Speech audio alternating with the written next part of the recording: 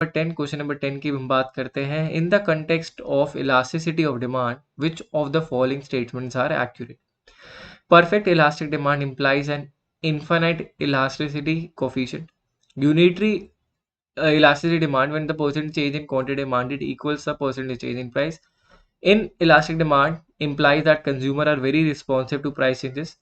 Cross price elasticity measure the responsivity of quantity demanded to a change in the price of the same good. ठीक है, 4 option दे रखे, सारे elasticity of demand से related है. अब मैं इसके लिए आपको डेफिनेटली 1 मिनट दे रहा हूँ because this is a thorough question. थोड़ा because these are the question where your concept are being tested. यहाँ पे कंसेप्ट को काफ़ी टेस्ट करा जा रहा है. ऐसे नहीं है कि बिल्कुल ही it's like a memory based question. These are concept based question, conceptual based question है. आपको फोकस करके बताना पड़ेगा what would be the right answer of this question. ठीक है, कंटेक्स्ट हम बात करें इलास्टिसिटी ऑफ डिमांड की. Which of the following statements are accurate. 4 option दे रखे हैं, ऑप्शंस नीचे भी हैं. You have to pick the right one. अब मैं इसको क्वेश्चन को थोड़ा सिंप्लीफाई करता हूँ. हमेशा मेरा ऑप्शन हमेशा दिमाग में रहता है, पहले मैं क्वेश्चन को सिंप्लीफाई करूँ. सी, इन इलास्टिक डिमांड के बारे में कुछ लिखा है तो पढ़ लेते हैं. Inelastic demand implies that consumer are very responsive to price changes. This is a wrong statement.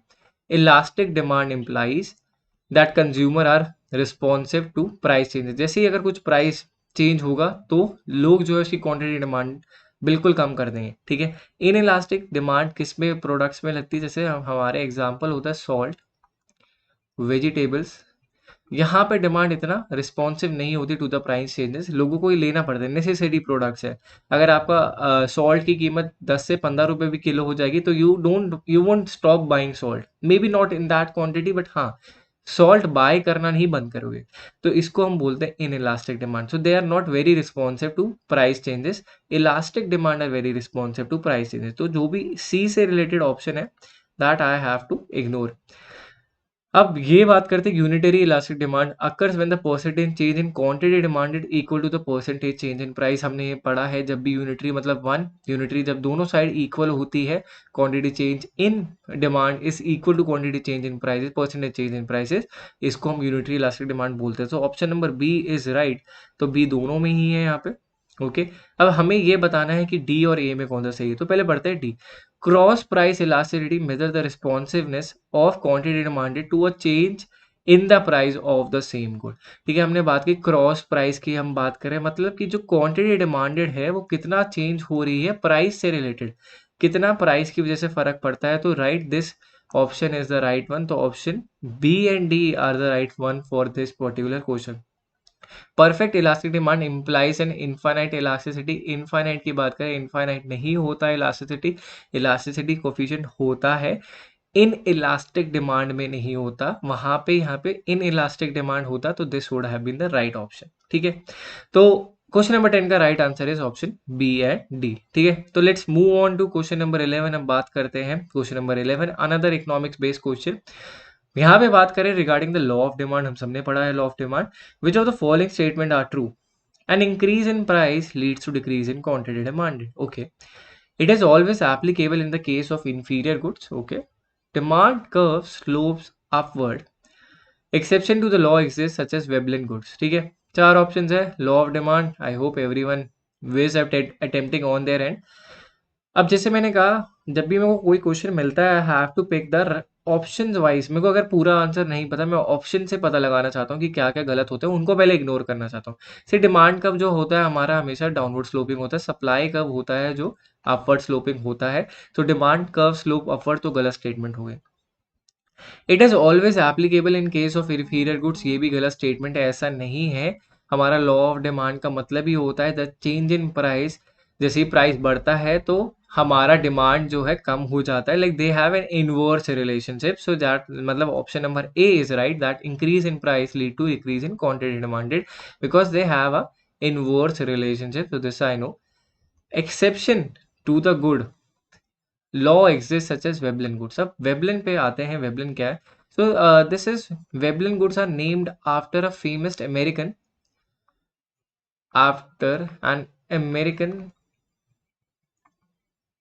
economist.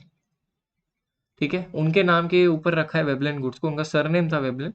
Right. So what are these goods? These goods are luxurious goods. इनको हम बोलते हैं luxurious goods. These are not the basic goods that you and I are basically buying. These are luxurious goods, right? जैसे अगर मैं आज के example में बताऊं, जैसे vintage cars, yacht. So these are the like kind of luxurious good. Not every other person is going to afford vintage cars and yacht, right? अब उसके बाद you can include diamond as well. तो इसमें क्या होता है, जितने ज्यादा ये रेयर होते हैं उतने ज्यादा like if I am talking about diamond, if you know, if it is more expensive, if it is more expensive, the demand would be higher, right? The demand would be higher. जितना expensive होगा उतनी ही उनकी demand होती है, जितने ही हमारे vintage car जितनी expensive होगी उतनी उनकी ज़्यादा डिमांड होती है, because these people are not looking for price efficiency product. They have so much money, they are looking for price exclusive product that actually makes them stand out. ठीक है, तो ये हमारे लग्जूरियस गुड के example होते हैं, Veblen goods. So option number A and D are the right options for this particular question. ठीक है, ऑलवेज एप्लीकेबल नहीं होता, ऑलवेज वर्ड लिखा है तभी. डिमांड कर्व स्लोप्स अपवर्ड मैंने बताया नहीं होता, डाउनवर्ड होता है. इनवर्स रिलेशनशिप एग्जिस्ट, तो option number A is right. Option number D, yes, exception to the law exist such as Veblen goods. ठीक है, अब बात करते हैं क्वेश्चन नंबर 12 के बारे में. When analyzing market structure, which characteristics apply to both monopolistic and oligopoly? ठीक है, दो मार्केट को हम यहाँ पे मार्केट सक्सेस की बात करें, उनको हम सिमिलर ग्रुप इन करना चाहते थे. See monopolistic and oligopoly have few similar trades, और उन्हीं के बारे में क्वेश्चन आ गया. See this is how they prepare questions in your examination. They want to test your concept. They don't want to know about कि उनके function feature ये सब नहीं. दे वांट टू नो कि आपको उन दोनों में कैसे पता है, और उसके लिए आपको फंक्शन फीचर पता होने चाहिए. अगर आपको फंक्शन फीचर्स पता है, then you can pick out the right answer. अब बात करें when analyzing market structure with characteristics apply to both monopolistic competition and oligopoly. First is many seller, product differentiation, barrier to entry, they are price takers. ठीक है, option दे रखे हैं, option B and D and option A B C and A and B and all of the above. ठीक है,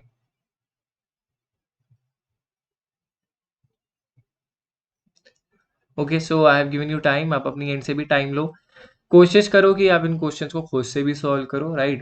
and till now we have covered 11 questions, और मैं चाहता हूँ आपने कितने सही करे कितने नहीं करे, आप साथ साथ टैली करते रहो. ठीक है, टैली करते रहोगे, ऑनेस्टी के साथ आप बाद में बता पाओगे कितने सच और सही थे आप, और कितनी ज़्यादा ज़रूरत है आपको पढ़ने की.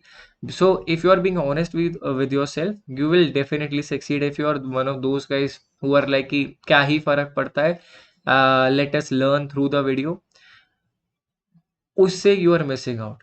ठीक है, if you want to excel, you have to make sure that you learn while you are attempting these questions, and the best way to learn is to attempt these questions first and then watching out what is the right answer. ठीक है, अब बात करते हैं क्या क्या market structure में characteristic जो अप्लाई करते हैं both monopolistic and oligopoly. See these are not price takers, are these right?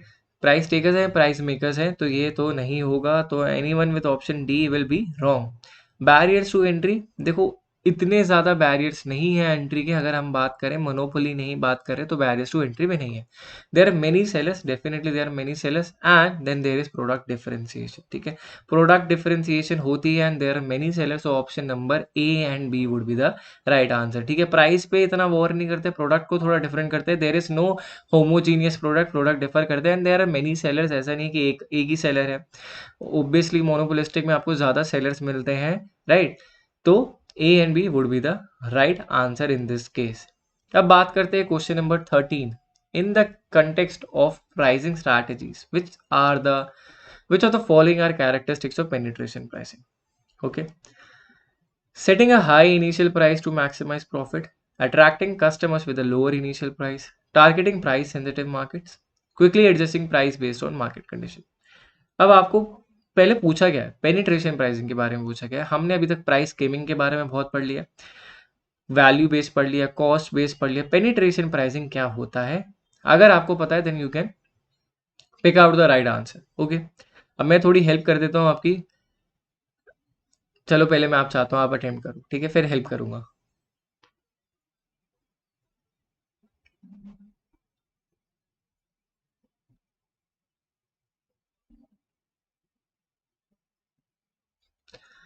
Okay, I want each and everyone to make efforts on their own and try to figure out which one will the right answer and which one is the wrong answer. आपको पता करना है, पता लगाना है. नहीं करोगे, you will be at loss. ठीक है.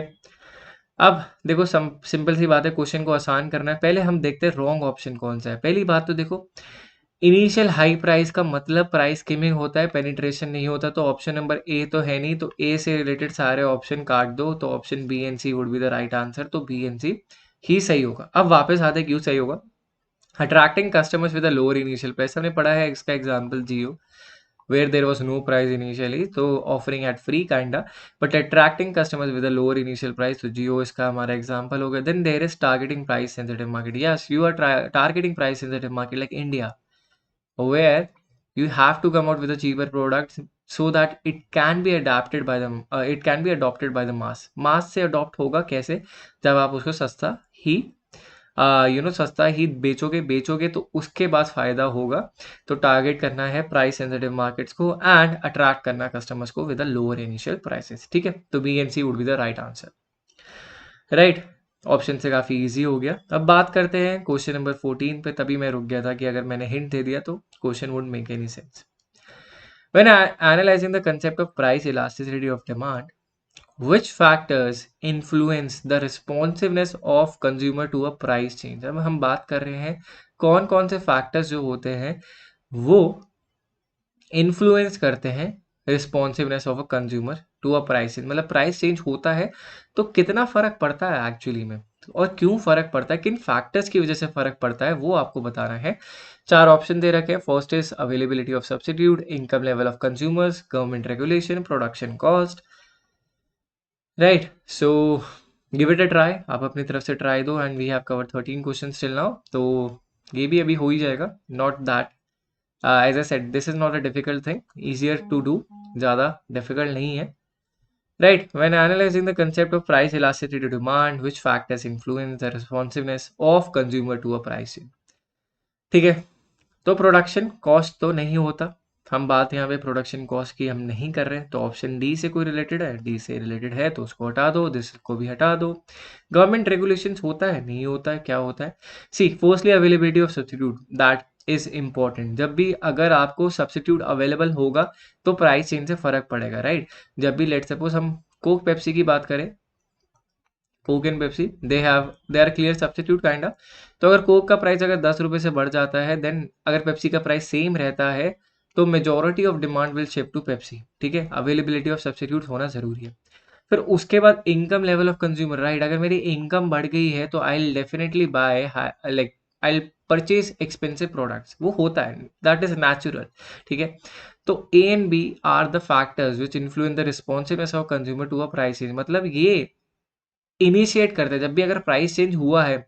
अगर जैसे लेट सपोज कोक ही एग्जिस्ट करता, प्राइस चेंज होता तो क्या फर्क पड़ता, मैं कोक से कहीं और जा ही नहीं पाता.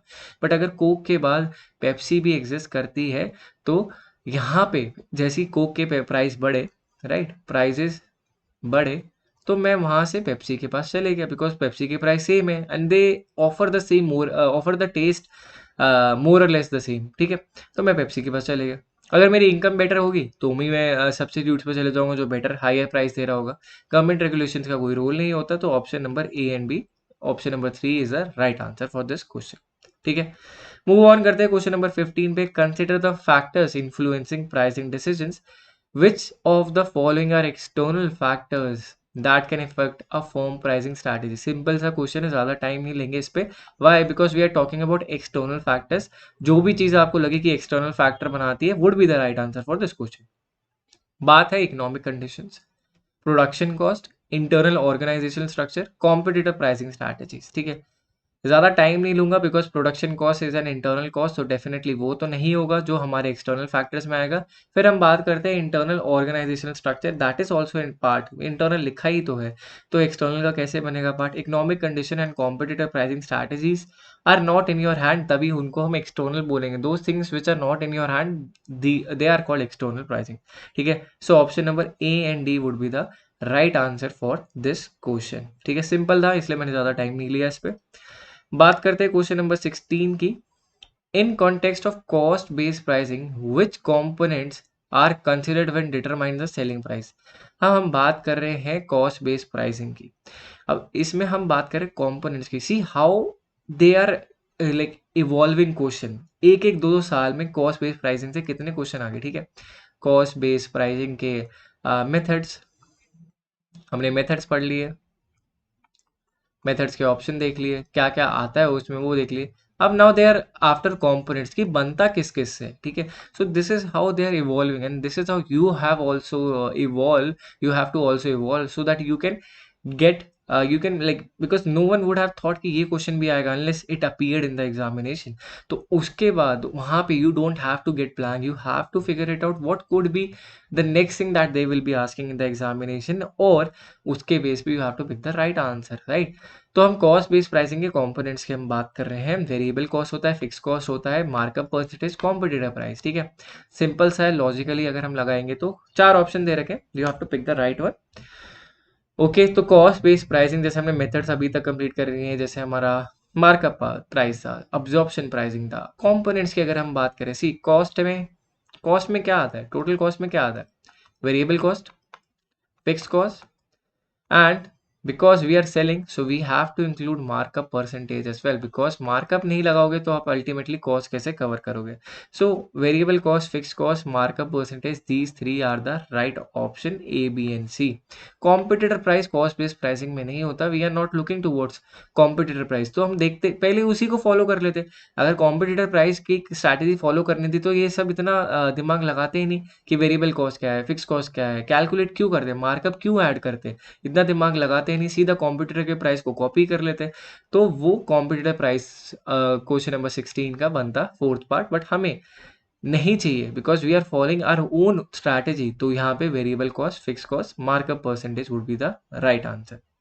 Okay, now let's move on to question number 17। In the context of pricing, which of the following are advantages of using psychological pricing strategies, ठीक है। साइकोलॉजिकल प्राइसिंग स्ट्रैटेजी ये भी हम डिस्कस कर चुके हैं। साइकोलॉजिकल प्राइसिंग क्या होता है, value based, cost based, penetration, price skimming, psychological, everything has been covered, बहुत अच्छे से कवर्ड करा है। अब बात करते हैं साइकोलॉजिकल का मतलब क्या होता है। सी what you are trying to do is to leave an impression in users mind। आप इंप्रेशन छोड़ने की कोशिश करते हो, ठीक है। You are trying to impress your audience, trying to impress your users, ठीक है। ऐसा प्राइस रखना where you are trying to develop an impression. See pricing could be higher, pricing could be lower, but you are coming up with a higher price. तो अब आपका impression क्या होगा, that we are providing elite stuff and we are charging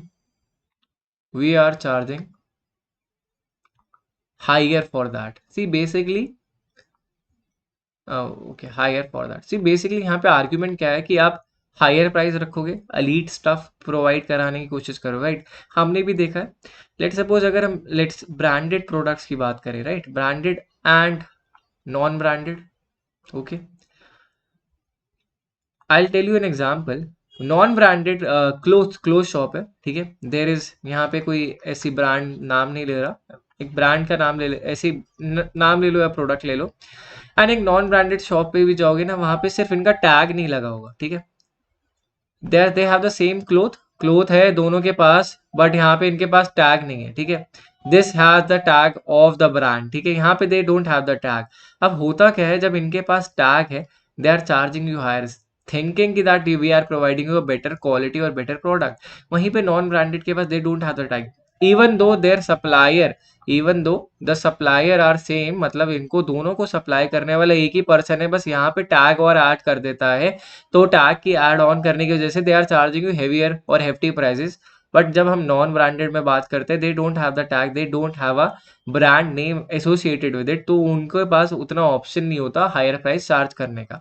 तो एक brand image create हो जाती है, definitely this would be the right option. इसमें तो ये होता है psychological pricing strategy, because we are a brand we will charge you more, because they are not a brand they can not charge you more, ठीक है। Encourage price competition, ऐसा नहीं होता। सिंप्लीफाई प्राइस कैलकुलेशन, ये भी बहुत गलत है, बिकॉज यू नेवर नो कि आपकी ब्रांड की कितनी वैल्यू है। If you are US polo और well establish brand, you think that your brand is competing with other branded offering, but if a new startup comes up and if they are also charging the same as you, तब वहाँ पे problem हो जाती है। तब आपको लगता है कि प्राइस कॉम्पिटिशन तो मेरे को और अपना प्राइस बढ़ाना चाहिए था, मैं तो सस्ते में दे रहा था अपना प्रोडक्ट, ठीक है। अपील्स टू कंज्यूमर परसेप्शन, ठीक है, अपील करना बहुत ज़रूरी है। अगर लोगों को यूएस पोलो के प्रोडक्ट्स पहन के लगता है that they are being differentiated, that you know people give them a better look, तो हाँ क्यों नहीं। तो ये होता है हमारा एक साइकोलॉजिकल प्राइसिंग वॉरफेयर, ठीक है। So A and D, option number A is the right answer for this question. Right, अब बात करते हैं क्वेश्चन नंबर 18 पे। When a company engage in price skimming which of the following statements are true. फिर से हम price skimming के बारे में बात कर रहे हैं। It aims to quickly capture market share through lower prices. It sets a initial higher price to attract early adopters. The focus on maximizing short-term profits. Prices are gradually reduced over time. ठीक है। अब price skimming की हम बात कर रहे हैं, which of the following statement are true. अब देखो, मैंने प्राइस स्कीमिंग, पेनिट्रेशन प्राइसिंग बहुत बार बता दिया है, इस वीडियो में बता दिया, एक वीडियो ऑलरेडी बना चुका हूँ, तो आपको ये खुद से करेक्ट करने के लिए भी मैं मतलब ज़्यादा टाइम नहीं दूंगा, because this is pretty basic. अभी तक आपको तो आंसर बता भी देना चाहिए था। इफ यू हैवेंट अटेम्प्टेड और if you haven't get this, if you are not getting this question right, I don't think so you are listening to me properly, because this is a pretty basic question. हम बात कर रहे हैं कि company जब engage करती है price skimming में, कौन कौन सी स्टेटमेंट ट्रू होती है। चलो एक एक करके स्टेटमेंट बढ़ते हैं। It aims to quickly capture market share through lower prices, नहीं, this is a feature of penetration pricing, ये तो होता ही नहीं है प्राइस स्कीमिंग में। हमने एग्जाम्पल भी पढ़ा है इसका। एग्जाम्पल जो है हमारा एप्पल, जब वो हायर प्राइस ही चार्ज करता है, it sets a high initial price to attract early adopters, right. They want to cover their R and D cost, ये मैंने समझाया भी था कि आर एन डी कॉस्ट होती है, उसको कवर अप करना चाहते हैं, तो इसीलिए वो हाई इनिशियल प्राइस रखते हैं for early adopters. The focus is on maximising short term profit, this is also true. Why? Because जब आर एन डी कॉस्ट लगती है, they want to charge you high as much as possible initial days में, बिकॉज उन्हें वो short term period में वो जितनी भी उनकी कॉस्ट एसोसिएटेड थी, लगी थी अर्ली अडॉप्टर से, वो निकालनी होती है, ठीक है। तो जो भी ए से रिलेटेड ऑप्शन है वो तो हटा दो। B and C and B and C and D, prices are gradually reduce over time, या prices are gradually reduce over time. हम देखा है, लेट्स सपोज आईफोन 14 आया था, it came with an introductory price of 70,000, but हमने देखा थोड़े time पहले इट वॉज अवेलेबल फॉर 60 और लाइक लेस देन 60, ठीक है। तो prices are gradually reduce over time, तो इसका यही मतलब होता है प्राइस सेविंग की स्ट्रैटेजी फॉलो करना। वाई? बिकॉज अब आईफोन 15 आ गया and they are charging higher price for that one, ठीक है, 75,000। Okay, now let's move on to question number 19। That was a pretty easy question, इसीलिए मैं उतना डेप्थ में नहीं जा रहा। जो चीज़ हम पढ़ चुके हैं उसमें वहाँ पे टाइम वेस्ट करने का कोई फायदा नहीं। अब बात करते हैं context of product bundling. Product bundling का मैंने आपको एग्जांपल बताया था। सैम्पल जो होता है, कंपनी अपने नए प्रोडक्ट्स का, आप जब भी कुछ प्रोडक्ट बाय करते हो तो उसके साथ सैम्पल प्रोवाइड कर देता है। फिर अब इसमें क्या है, क्या क्या एडवांटेजेस मिलते हैं कंपनी को बाय ऑफरिंग बंडल प्रोडक्ट्स। तो बंडल प्रोडक्ट्स में क्या क्या एडवांटेज मिलते हैं, अब ये लॉजिकली सोचोगे तो आप इजीली आंसर कर दोगे, but I know many of the students won't think that way कि क्या होता क्या है बंडल प्रोडक्ट। जैसे मैंने अभी आपको बताया, लेट सपोज आप किसी नई नई साइट से बाय करते हो, शॉपिंग करते हो। So let suppose if you are buying a protein tub की बात कर रहा हूँ, and that same company actually makes protein bar as well. Protein bar is their category, एक अनदर कैटेगरी ऑफ प्रोडक्ट है जो सप्लाई करते हैं। प्रोटीन टब जो है वो आपको दे रहे हैं, प्रोटीन बार है वो प्रोवाइड कर रहे हैं, सिंपल। अब क्या होता है, जब हमने प्रोटीन टब ऑफर करा, लाइक बाय करा, तो एक प्रोटीन बार का सैंपल आपको साथ प्रोवाइड कर दिया। है because they want you to try their product. Try करने का पर्पस क्या है, that you buy their product after a while, मतलब आप इसको इसमें बाय करो, ठीक है। लेट सपोज आपको प्रोटीन बार अच्छा लग जाता है, सो देन नेक्स्ट टाइम वो एक कॉम्बो निकाल देता है प्रोटीन टब का एंड प्रोटीन बार का, ठीक है। एक सैंपल दे दिया, फिर protein tub and protein bar का एक प्रोडक्ट ही निकाल दिया। तो इससे क्या हुआ, एक बंडल क्रिएट हो गया, जिससे आप ये तो खरीदोगे और ये खरीदोगे एक साथ, आपको सस्ता पड़ जाएगा। ओके, लेट सपोज इसकी कॉस्ट 1800 थी और इसकी कॉस्ट 300 थी, तो that would be have been individually, तो वो 2100 हो जाता है आपका टोटल कॉस्ट। बट यहाँ पे बंडल में you are getting it at for a cheaper price 2000 rupees, तो I you will go for bundle product, ठीक है। तो ये होता है। तो पहला क्या है, increase customer loyalty, that is a right option. Ability to charge higher prices, नहीं, आप बंडल प्रोडक्ट दे ही रहे हो थोड़ा सस्ते प्राइसेस में ऑफर करने का। सिंप्लिसिटी इन इन्वेंट्री मैनेजमेंट, ठीक है। रिड्यूस कंपटीशन, ये भी कोई सही ऑप्शन नहीं है, तो option number A and C are the right answer for this question, ठीक है। अब बात करते हैं लास्ट क्वेश्चन में टुडे, आज के दिन का, which of the following are advantages of cost plus pricing. Cost plus pricing is cost based pricing, markup pricing बोलते हैं कॉस्ट प्लस प्राइसिंग को। इसको मार्कअप प्राइसिंग भी बोला जाता है, तो याद रख लेना, मार्कअप प्राइसिंग भी बोला जाता है कॉस्ट प्लस प्राइसिंग को। मतलब प्लस का मतलब ही क्या है कि आपने कुछ एडिशनल चार्ज करा है यहाँ पे, right. Plus is basically your additional charging something. चार ऑप्शन है, simple to implement, reflects customer perceived value, encourage efficiency in cost management, promote competitive pricing, ठीक है। क्या ये सिंपल टू इम्प्लीमेंट है? रिफ्लेक्ट करता है कस्टमर परसीव्ड वैल्यू? नहीं, वो तो कैसे करेगा। See I am trying to correct you साथ ब साथ कि कस्टमर परसीव्ड वैल्यू क्या है, वैल्यू बेस्ड प्राइसिंग का, तो ये तो नहीं होगा। कोई बी से रिलेटेड ऑप्शन है तो बी से रिलेटेड ऑप्शन हटा दो। Encourage efficiency in cost management, promotes competitive pricing, ठीक, ये भी कुछ ऐसा जरूरी नहीं है कि प्रमोट कर दे। See firstly simple to implement, that is right. काफी सिंपल होता है इसे इम्प्लीमेंट करने का। जैसे आपने टोटल कॉस्ट निकाल ली, variable cost plus fix cost. जैसे अगर मेरा ये आ रहा है टोटल कॉस्ट 40 रुपीज़ आ रहा है कुछ प्रोडक्ट का बनाने का, और मैंने सोचा है कि मैं मार्जिन जो है चार्ज करूंगा, that would B, let suppose 25%, 25% margin रखूंगा, तो इसका 25% कितना होगा, राइट। तो 10 रुपीज़ हो गया इसका 25 मार्जिन, जो मैं फाइनल जिसपे मेरा सेलिंग प्राइस होगा, सेलिंग प्राइस ही होता है टोटल कॉस्ट प्लस मार्जिन, मैं उस पर बेचूंगा 50 रुपीज़ में, ठीक है। तो ये सिंपल टू इम्प्लीमेंट है, बहुत डिफिकल्ट नहीं है कैलकुलेट करने में, और ये एनकरेज करता है एफिशिएंसी इन कॉस्ट मैनेजमेंट। देखो, मैं कॉस्ट मैनेज करना ज़रूरी है, तभी तो मैं अपने प्राइस को लो से लो रख पाऊंगा, मैं अपने मार्जिन को बढ़ा पाऊंगा, ठीक है। तो option number A and C are the right answer for this question. Promote नहीं करता है competitive pricing, so option number A and C is the right answer for this particular question. कैसे?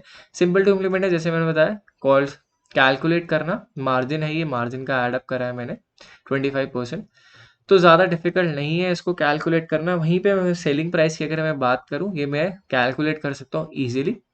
दूसरी बात क्या है, efficiency in cost management, because मेरा जो अल्टीमेटली प्राइसिंग स्ट्रैटेजी है वो बेस्ड ही कॉस्ट की वजह से है, तो मैं कॉस्ट को जितना हो सके कम रखूंगा, तो मेरा उतना ही प्रॉफिट बन पाएगा, ठीक है, राइट। सो अगर मेरे को, if I have to summarise आज की वीडियो में, I just talk about, we have discussed all previous year questions, 20 previous year questions हमने डिस्कस करे हैं।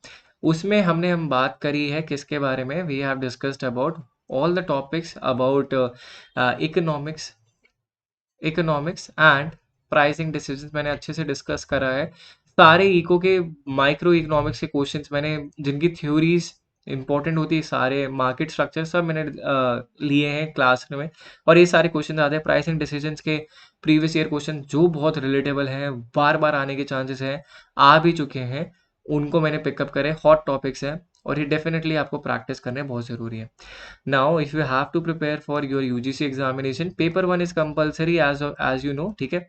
तो पेपर वन कंपलसरी है, जिसमें हम बात कर रहे हैं UGC नेट एसेंशियल, ठीक है।